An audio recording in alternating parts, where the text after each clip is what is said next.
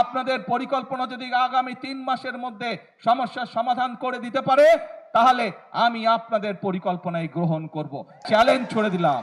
বাদ দেন 3 মাস, আরো 3 মাস আমি তাদেরকে দিলাম। যদি 6 মাসের মধ্যে তারা সমস্যার সমাধান করতে পারে, তাহলে তাদের প্রত্যেকটি পরিকল্পনা আমরা বাস্তবায়ন করব। রাস্তায় বসে ভাঙচুর করা, রাস্তায় বিশৃঙ্খলা তৈরি করার দিন শেষ। সেই রাজনীতি শেষ। জনগণ এখন সেই রাজনীতি আর সমর্থন করে না। প্রিয় ভাই বোনেরা, আরেকটি দলের নেতাকে দেখলাম যে উনি কোথায় জানি গিয়েছেন এবং বক্তব্য দিচ্ছেন। তাকে বলে মানুষ শুধু ধরে যে গ্যাস দেন, গ্যাস দেন, গ্যাস নাই, গ্যাস নাই। হ্যাঁ, আমরা তো অস্বীকার করছি না যে গ্যাসের সমস্যা আছে।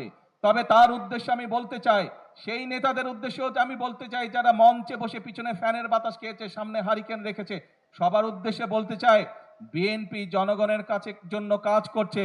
বিএনপির পরিকল্পনা রয়েছে জনগণের জন্য। কিভাবে আমরা জনগণের এই জ্বালানি সমস্যার সমাধান করব, ইনশাল্লাহ আগামী এই যে সংসদ 27 তারিখে শুরু হবে, এই সংসদে আমরা সংসদের মধ্যেই আমরা বাংলাদেশের জনগণের সামনে উপস্থাপন করব আগামী 10 বছর আমরা কিভাবে এই দেশের মানুষের জন্য জ্বালানি সমস্যার সমাধান করব, সেই পরিকল্পনা দেব। আজকে এই সকল রাজনৈতিক দলকে পরিষ্কারভাবে আমি বলতে চাই, আপনারা যদি মনে করেন অতই জনগণের প্রতি আপনাদের দায়িত্ব আছে, তাহলে আপনাদের পরিকল্পনা নিয়ে আসুন জনগণের সামনে।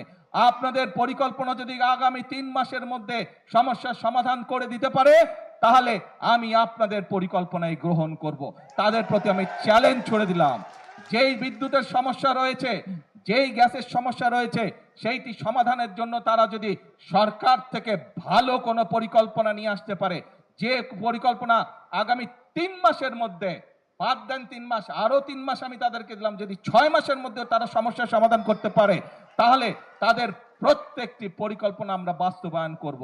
আর যদি তারা শুধুমাত্র জনগণকে বিভ্রান্ত করার জন্য, দেশকে বিভ্রান্ত করার জন্য এইসব কথা তারা বলে থাকে, তাহলে অবশ্যই তাদেরকে জনগণের কাছে ক্ষমা চাইতে হবে। কারণ একজন রাজনীতিবিদ হিসাবে শুধু জনগণকে বিভ্রান্ত করা তার দায়িত্ব বা কাজ নয়, বরং একজন রাজনীতিবিদ হিসাবে জনগণকে ধৈর্য শেখানো এবং সঠিক পথ দেখানোই হচ্ছে একজন রাজনীতিবিদের কাজ। সেই জন্যই আপনাদেরকে বলবো, আসুন, বিভ্রান্তির রাজনীতি স্বৈরাচার করে গেছে, মিথ্যের রাজনীতি স্বৈরাচার করে গেছে, ভাঙচুরের রাজনীতি স্বৈরাচার করে গেছে। আপনারা জনগণের সামনে প্রতিজ্ঞা করেছেন যে জনগণের জন্য কাজ করবেন। আপনারা জনগণের সামনে প্রতিজ্ঞা করেছেন যে আপনারা দেশ গঠনের জন্য কাজ করবেন। কাজেই সেই সব বিভ্রান্ত রাজনীতি বাদ দেন, সেই সব হঠকারিতার রাজনীতি বাদ দেন। আসেন, জনগণের জন্য কি করতে পারবেন, কি পরামর্শ আপনাদের ফলের মধ্যে আছে, সেটি জনগণের সামনে তুলে ধরেন। কি পরিকল্পনা আপনাদের মাথার মধ্যে আছে যা জনগণের উপকার করবে, যা দেশের মানুষের উপকার করবে, সেটি জনগণের সামনে উপস্থাপন করেন। রাস্তায় বসে ভাঙচুর করা, রাস্তায় বিশৃঙ্খলা তৈরি করার দিন শেষ। সেই রাজনীতি শেষ। জনগণ এখন সেই রাজনীতি আর সমর্থন করে না।